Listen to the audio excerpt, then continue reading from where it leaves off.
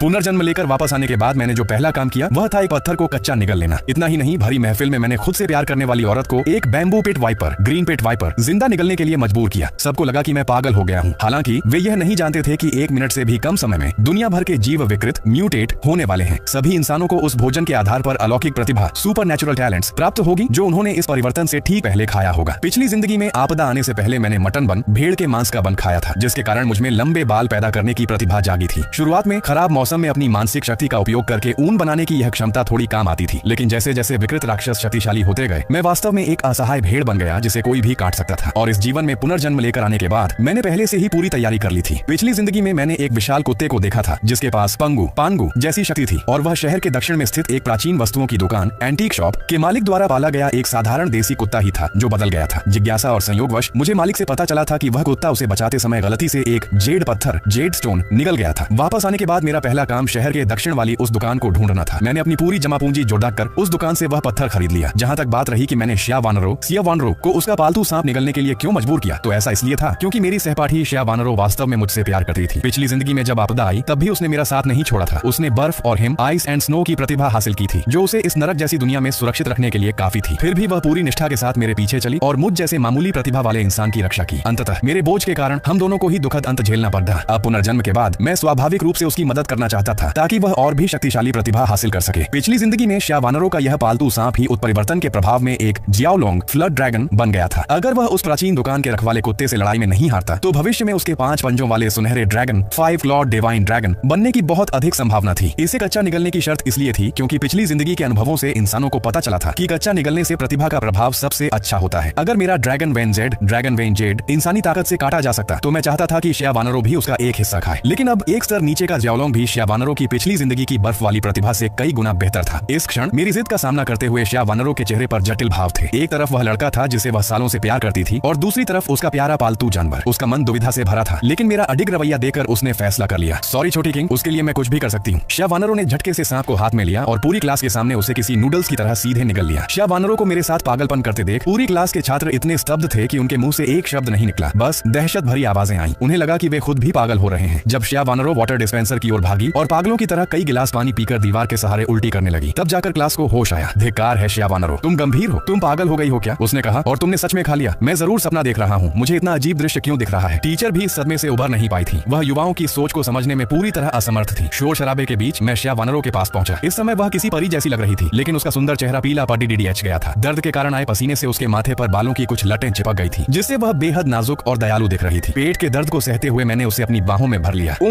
मैंने कर दिखाया। शिया वानरो दर्द से कराह उठी और उसने मेरे कमर के चारों ओर अपने हाथ डाल दिए। मैंने उसके पीले चेहरे को सहलाया। बोलते समय उसके मुंह से लगातार खून निकल रहा था। इस दृश्य ने टीचर को डरा दिया और उन्होंने तुरंत एम्बुलेंस को फोन लगाया। वहीं क्लास में गांव जुनहाव जो लंबे समय से शिया वानरो का पीछा कर रहा था और बार बार ठुकराया गया था, गुस्से से आग बबूला हो गया। वह लंबा चौड़ा कसरती शरीर और मजबूत मांसपेशियों वाला लड़का था। वह भारी कदमों के साथ सीधा मेरी तरफ बढ़ा। चेंजी, तुम मरने के लायक हो। तुम जानते हो कि वह तुम्हें पसंद करती है, फिर भी तुमने उसे सांप खाने पर मजबूर किया। उसकी दहाड़ बिजली की कड़क जैसी थी, जिससे क्लास के छात्र कांप गए, लेकिन मैंने उसकी तरफ देखा तक नहीं। बस और भी कमजोरी महसूस कर रही शिया वानरो को गले लगाए रखा और अपने फोन की स्क्रीन पर समय देखने लगा। गांव जुनहाव भीड़ को धकेलते हुए मेरी ओर झपटा। 3। मैंने शिया वानरो को थामे हुए धीमी आवाज में गिनती शुरू की। गांव जुनहाव को करीब आते देखकर भी मैं अपनी जगह से नहीं हिला। अचानक ऊर्जा की एक प्रचंड रोशनी फूटी। वह इतनी चमकदार थी कि लगभग सबकी आंखें चुंधिया गईं। यह दृश्य बस एक पल के लिए रहा और फिर गायब हो गया। पास आ रहा गांव जुनहाव अपनी आंखों के सामने आए अंधेरे के कारण लड़खड़ाकर बुरी तरह जमीन पर गिर पड़ा। उस तेज रोशनी के बाद एक अदृश्य विद्युत चुंबकीय तूफान, इलेक्ट्रोमैग्नेटिक स्टॉर्म, कुछ ही सेकंड में पूरे सौर मंडल में फैल गया। इस दौरान हर किसी ने अनजाने में खिड़की के बाहर देखा, लेकिन कुछ भी दिखाई नहीं दिया। ज्यादातर लोग वापस अपनी जगह पर आ गए। उन्हें लगा कि यह कुछ भी नहीं है। केवल कुछ लोगों ने इंटरनेट पर जानकारी खोजना शुरू किया, लेकिन उन्हें पता चला कि फोन का सिग्नल पूरी तरह गायब हो चुका है। गांव जुनहाव जमीन से उठा और फिर से गुस्से में मेरी ओर बढ़ा। आज मैं वानरों के लिए तुम्हें सबक सिखाऊंगा। उसके शब्दों में हत्या का भाव था। 1.9 मीटर लंबे गांव जुनहाव की मांसपेशियां साफ दिख रही थी। सभी छात्र मन ही मन मेरे लिए प्रार्थना कर रहे थे, लेकिन जैसे ही उसका विशाल मुक्का मेरी ओर बढ़ा, एक अजीब घटना घटी। पलक झपकते ही उजाला अंधेरे में बदल गया। आसमान से खून जैसी लाल रोशनी गिरने लगी। सौर तूफान के कारण चुंबकीय क्षेत्र अस्त व्यस्त हो गया था, जिससे आसमान का रंग डरावना हो गया। जैसे ही यह अजीब नजारा शुरू हुआ, मेरी बाहों में मौजूद शिया वानरो ने दिल दहला देने वाली चीख मारी। हर किसी ने उसकी तरफ देखा और पाया कि सांप निगलने वाली शिया वानरो का रूप पूरी तरह बदल रहा था। उसके सिर पर 2 ड्रैगन सींग निकल आए थे, जिनमें चांदी जैसी बिजली चमक रही थी। उसके चेहरे के किनारों पर नीले सफेद रंग के शल्क स्केल्स उभर आए थे। उसकी पीठ से कंधों तक एक छोटी जियाओलोंग ड्रैगन की आकृति लिपटी हुई थी और उसकी सफेद पोशाक अब अभेद्य कवच जैसी लग रही थी। उसके शरीर से हल्की नीली सफेद रोशनी निकल रही थी, जिसने उसके सुंदर शरीर की रूपरेखा को स्पष्ट रूप से उभार दिया था। था। उसके पीछे एक नीली सफेद ड्रैगन की पूंछ थी जो धीरे धीरे हिल रही थी, जैसे किसी टीवी सीरियल की कोई दिव्य कन्या हो। इस परिवर्तन के बाद श्यावानरों के मन में तुरंत कई नई अनुभूतियां जागृत हुई। अब समझदार श्यावानरों को धुंधला धुंधला समझ आने लगा था कि मैंने उसे वह सांप निगलने के लिए क्यों कहा था। यह पूरी तरह से उसकी भलाई के लिए था। पहले से ही मुझ पर समर्पित रहने वाली वह लड़की अब स्वाभाविक रूप से यह बर्दाश्त नहीं कर सकती थी कि कोई मुझे चुनौती देने की हिम्मत करे। वह मेरे सामने आकर खड़ी हो गई। उसने बस अपनी हथेली आगे बढ़ाई और बड़ी आसानी से गांव झुनहाव के उस विशाल मुक्के को रोक दिया। गांव झुनहाव के उस मुक्के का कोई असर तो नहीं हुआ, बल्कि श्यावानरों की हथेली से टकराते ही उसके कवच पर जमी विनाशकारी बिजली एक्सटर्मिनेटिंग थंडर की परत ने गांव झुनहाव के हाथ को बुरी तरह जला दिया। गांव झुनहाव दर्द से चिल्ला उठा। वह अपने झुलसे हुए और काले पड़ी डीएच चुके दाहिने हाथ को कसकर पकड़े हुए था, जिससे धुआं निकल रहा था। तीव्र दर्द को सहते हुए वह घबराकर अपने हाथ पर डालने के लिए पानी ढूंढने लगा। इसी बीच श्यावानरों के चेहरे के शल्क धीरे धीरे त्वचा के नीचे ओझल हो गए और उसके सिर के सींग भी वापस अंदर चले गए, जिससे वह अपने सामान्य रूप में आ गई। वह उम्मीद भरी नजरों से मेरी ओर देख रही थी, जैसे कोई प्रशंसा चाहती हो। लेकिन इस समय हालांकि मुझ में बाहर से कोई बदलाव नहीं देख रहा था, श्यावानरों को स्पष्ट महसूस हुआ कि मेरे सामने खड़ी डीडे होने पर उसकी रूह कांप रही थी। यह एक छोटे जीव का उस डर जैसा था जो वह प्रकृति की अनंत शक्ति के सामने महसूस करता है। एक ऐसा डर जो जीन की गहराइयों से आता है। उसने मन ही मन अंदाजा लगाया कि जैसा मैंने पहले कहा था, मैंने भी कुछ निगला है। श्यावानरों नहीं जानती थी कि वह क्या चीज थी, लेकिन उसके मन और शरीर में मेरे प्रति समर्पण की जो भावना जागी, उसने उसके प्यार को और भी गहरा कर दिया। वह नहीं जानती थी कि मुझे यह सब कैसे पता था, लेकिन वह जानती थी कि मैं उसे कभी नुकसान नहीं पहुंचाऊंगा। उसकी वर्तमान शक्ति मेरी ही दी हुई थी। तभी खिड़की के बाहर से एक इंद्रधनुषी रोशनी भीतर आई, जो और भी चमकदार होती गई और काली रात को किसी जलते हुए लाल दिन की तरह रोशन कर दिया। लगभग उसी समय गांव झुनहाव की चीखें अचानक बंद हो गईं। एक पल के सन्नाटे के बाद क्लास के भीतर एक के बाद एक कई चीखें गूंजने लगीं। जो लोग स्थिति को समझ नहीं पा रहे थे, वे उस विचित्र आसमानी रोशनी के प्रभाव से घबराकर चिल्लाने लगे। देखते ही देखते वहां अफरा तफरी मच गई। तभी वह इंद्रधनुषी रोशनी गायब हो गई और क्लास के बीचों बीच एक मांस के लोथड़े जैसा, हड्डियों से भरा विशाल मछली जैसा शरीर प्रकट हुआ। उस विशाल आकृति के नीचे दो लोग दबे हुए थे, जिनका मांस बुरी तरह कुचला जा चुका था। बाकी लोग यह देखकर डर के मारे जमीन पर गिर पड़े और कांपते हुए उन दो डटपटे हुए शरीरों को देखने लगे। उस खौफनाक विशाल आकृति से चबाने की आवाजें आ रही थी। बाकी भीड़ के बीच कई और विचित्र आकृतियां भी घुल मिल गई थी। वे कुछ भूतों जैसे छोटे बंदर थे, कुछ मुड़े हुए कीधे जैसे, तो कुछ भेड़िए जैसे फुर्तीले थे। लेकिन उन सब में एक बात समान थी, सबकी खाल उधड़े हुए मांस जैसी थी और वे दिखने में बेहद डरावने थे, जैसे नर्क से निकले हुए शैतान हो। वे क्लास के सामान्य छात्रों का पीछा कर रहे थे। अपने नुकीले हथियारों और दांतों से वे जिसे भी पकड़ डालते, उसे बीच से दो फाड़ाज कर देते और उसका मांस खाने लगते। क्लास, जो पहले बस थोड़ी अस्त व्यस्त थी, अब एक नरसंहार का मैदान बन चुकी थी, जो बिल्कुल नर्क जैसा लग रहा था। क्लास मॉनिटर झांग या सुन्न होकर यह सब देख रहा था। उसे समझ नहीं आ रहा था कि आखिर क्या हुआ। 2 बार रोशनी चमकने के बाद पूरी दुनिया इतनी कैसे बदल गई। वह नहीं जानता था कि उस रोशनी और विद्युत चुंबकीय तूफान में एक अजीब शक्ति छिपी थी। इन दोनों के मेल से ही विकृति, म्यूटेशन पैदा हुई। केवल वे इंसान जिनका मन पर्याप्त रूप से मजबूत था और जो उस अजीब शक्ति के कटाव को सह सके, वे ही अपने शरीर के भीतर मौजूद बाहरी वस्तुओं के आधार पर अलौकिक क्षमताएं हासिल कर पाए, जिसे नकल दिव्य हथियार, मिमिक डिवाइन वेपन कहा जाता है। गांव झुनहाव स्पष्ट रूप से मजबूत मन वाला नहीं था। जब वह सुन्न खद्दा था तो वह उस अजीब शक्ति के प्रभाव को नहीं रोक पाया। हिंसक और विचित्र ऊर्जा तेजी से उसके शरीर के हर कोने में फैल गई। उसकी त्वचा के नीचे से रेंगती हुई खून की नसें बाहर निकलने लगी और उसकी त्वचा को कसने लगी। उसकी सामान्य त्वचा उन नन्ही नसों के कसने से खून से लथपथ हो गई। मात्र 2-3 सेकंड में गांव झुनहाव का शरीर सिकुड़कर आधा रह गया। वह पूरी तरह खून से लथपथ था और अब इंसान जैसा बिल्कुल नहीं लग रहा था। कुछ ही पलों में उसका शरीर किसी ऐसी मुद्रा में मुड़ गया जो इंसानों के लिए असंभव थी, जैसे कोई रस्सी मरोड़ दी गई हो। एक तेज मरोड़ के बाद उसके पैरों से पंछियों जैसे नुकीले पंजे निकल आए और कान के पर्दे फाड़ देने वाली एक शिकारी पक्षी की चीख के साथ विकृत हुआ गांव झुनहाव सामने खड़ी एक लड़की पर झपटा। उसकी गति इतनी तेज थी कि उसका बस एक धुंधला सा साया देखा और पलक झपकते ही उसने अपने पंजों से उस लड़की के 2 टुकड़े कर दिए।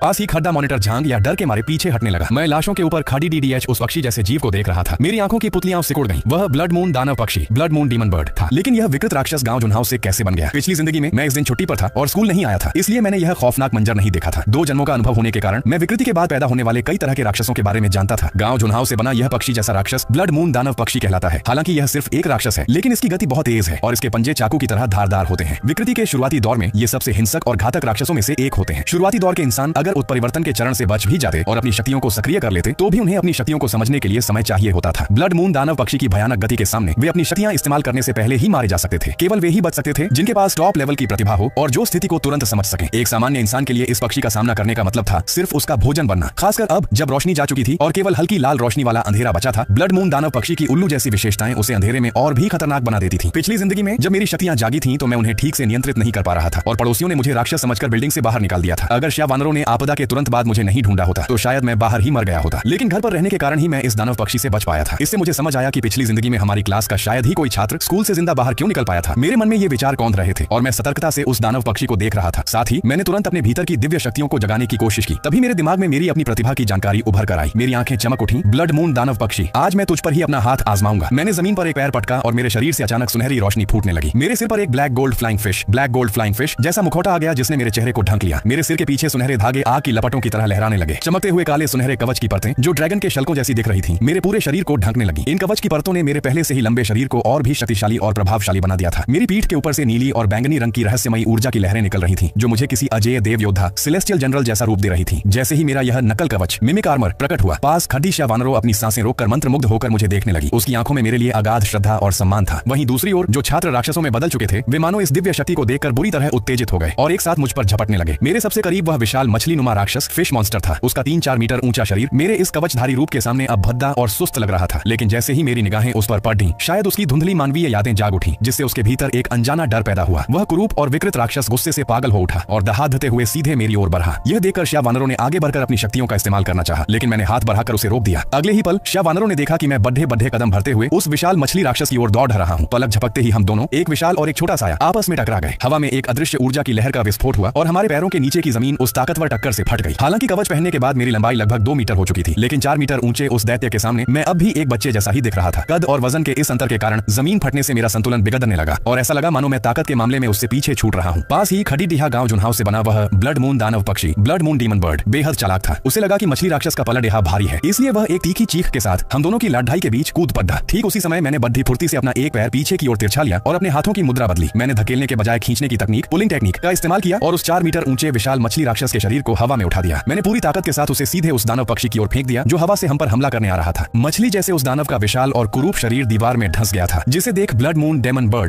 डीमन बर्ड तुरंत गुस्से में दहाड़ने लगा। उसने अपनी दैवीय शक्ति, स्पिरिचुअल पावर के दम पर कुचले जाने के ठीक एक पल पहले अपने पंखों के सहारे उस मछली दानव के ऊपर से छलांग लगा दी। वह विशाल डैने फड़फड़ाने लगा और उसके चेहरे पर मौजूद मानवीय आंखों की पुतलियां घूमने लगी जैसे वह कुछ सोच रहा हो। उसे समझ आ गया था कि केवल अपनी ताकत से वह काले सुनहरे कवच, ब्लैक गोल्ड आर्मर वाले उस मानव को नहीं हरा सकता। तथाकथित राक्षसी पक्षी ने जोर जोर से चीखना शुरू कर दिया। मैं समझ गया कि यह सिर्फ गुस्से की दहाड़ नहीं थी, बल्कि वह अपनी रक्त की शक्ति, ब्लड लाइन का इस्तेमाल करके वहां मौजूद उन सभी आधे अधूरे बदले हुए राक्षसों, इनकम्प्लीटली ट्रांसफॉर्म्ड मॉन्स्टर्स को मुझ पर हमला करने के लिए बुला रहा था। अचानक उन सतर्क राक्षसों के शरीर का मांस जमने लगा। उनके चेहरे और भी भयानक हो गए। कई राक्षसों ने अपने मुंह में दबा मांस छोड़ दिया और एक साथ मुझ पर झपट पड़े। वह पक्षी चुपके से छत, सीलिंग की ओर उड़ गया। मौके की तलाश में मैंने अपने मजबूत दाहिने हाथ से मुट्ठी कसी और मेरे पीछे की बैंगनी आभा तुरंत एक चमके हुए काले सुनहरे विशाल कुल्हाड़ी, शार्प जायंट एक्स में बदल गई। तभी ऊपर से पक्षी ने अपनी जान की बाजी लगाकर मुझ पर हमला किया, लेकिन मैंने मुस्कुराते हुए अपनी काइटियन कुल्हाड़ी, स्काई ओपनिंग एक्स, ऊपर की ओर घुमा दी। कुल्हाड़ी से एक विशाल प्रकाश निकला जिसने उस राक्षसी पक्षी को बीच से 2 टुकड़ों में काट दिया। जैसे ही मैंने उसे खत्म किया, पूरा कमरा शांत हो गया। मेरे सहपाठी यह देखकर दंग, स्टन्ड रह गए और बाकी राक्षसों ने भी मेरे शरीर से निकलने वाली पंगु रक्त रेखा, पैंगू ब्लड लाइन की शक्तिशाली गंध को महसूस किया। वे सब रुककर मेरी ओर देखने लगे। मैंने बिना किसी झिझक के छलांग लगाई और बिजली की गति, लाइटनिंग स्पीड से बाकी राक्षसों को मारना शुरू कर दिया। 3 मिनट के भीतर कक्षा के सभी राक्षस साफ कर दिए गए। तभी जीवित बचे लोग बाहर निकलने के लिए शोर मचाने लगे। मैंने ठंडे चेहरे के साथ पोडियम, लेक्चर स्टैंड पर जाकर कहा, सब शांत हो जाओ। मेरी आवाज सुनते ही सन्नाटा छा गया। कयामत, अपोकलिप्स आ चुकी है। बाहर हर जगह राक्षस हैं। अगर जिंदा रहना चाहते हो तो मेरी बात मानो। अभी मैंने बात खत्म ही की थी कि दरवाजे के बाहर एक विशाल हेलहाउंड नरक का कुत्ता अपने नुकीले दांत दिखाए जीभ लपलपाते हुए अंदर झांकने लगा। उसकी धीमी गुर्राहट कमरे में गूंज उठी। इसी बीच भीड़ में से एक लड़की डर के मारे चीख पड़ी, जिससे वह कुत्ता और भी हिंसक, वायलेंट हो गया। मैंने अपनी निगाहें उस पर जमा दी। पिछले जन्म में इसी कुत्ते ने स्कूल में शिकार करके खुद को विकसित किया था और नरक का 3 सिरों वाला कुत्ता, 3-हेडेड हेलहाउंड बनकर शहर का राजा बन गया था। तभी सियावानरू की दिव्य बिजली, एक्सोरसाइजिंग लाइटनिंग ने उसे झुलसा दिया, जिससे वह और भी पागल हो गया। उसने काला धुआं उगला जिससे मेज कुर्सी राख हो गए। यह देखकर कि वह बिजली से भी नहीं मरा, मैंने खुद मोर्चा संभाला। मैंने अपनी कुल्हाड़ी उसकी ओर फेंकी और खुद भी एक जंगली सांड, वाइल्ड बुल की तरह उसे जा टकराया और उसे जमीन पर पटक दिया। वानरू ने तुरंत मुझे एक हथियार दिया और मैंने बिना मौका गंवाए उसकी गर्दन काट दी। मैंने उसके शरीर को चीरकर एक सफेद क्रिस्टल निकाला, जिसे लिंगजिंग स्पिरिचुअल क्रिस्टल कहा जाता है। इसे सोखकर योद्धा, अवेकनर्स, सुपर ह्यूमंस अपनी शक्ति बढ़ा सकते हैं। पिछले जन्म में वानरू ने मेरा साथ कभी नहीं छोड़ा था, इसलिए मैंने वह कीमती क्रिस्टल उसे दे दिया। उसने इसे अपनी भौहों के पास रखकर सोख लिया, जिससे उसकी शक्ति द्वितीय श्रेणी लेवल 2 तक पहुंच गई। फिर मैं उस लड़की के पास गया जिसकी चीख ने कुत्ते को बुलाया था। मैंने बिना दया दिखाए एक ही बार में उसका सिर धड़ से अलग कर दिया। अब वहाँ दर्जन भर लोग ही बचे थे। तभी बाहर से और भी चीखें आने लगी। मुझे पता था कि स्कूल के राक्षस अब झुंड, आर्मी स्वॉर्म बना रहे हैं। मैंने तुरंत दरवाजा बंद करने का आदेश दिया और सबको खिड़की दरवाजे बंद करने को कहा। तभी कक्षा की सुंदरी ज्याओ कियान